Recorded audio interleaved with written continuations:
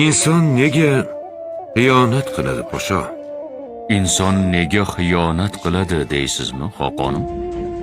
Bir paytlar xoqonim qarshisidagini jonini beradigan darajada yaxshi ko'rgan bo'ladi. Bir kuni xoqonim, bir lahza, ozgina onda sadoqatini bildirgan odami unga azob beradi, jonini og'ritadi, unga parvo qilmaydi.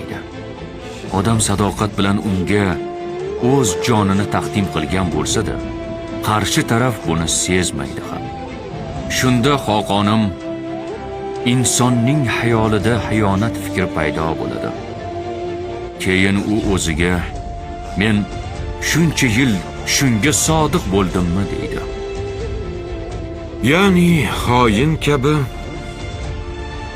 xiyonatga uchragan ham aybdor, shundaymi? Balki shuning uchundir xoqonim,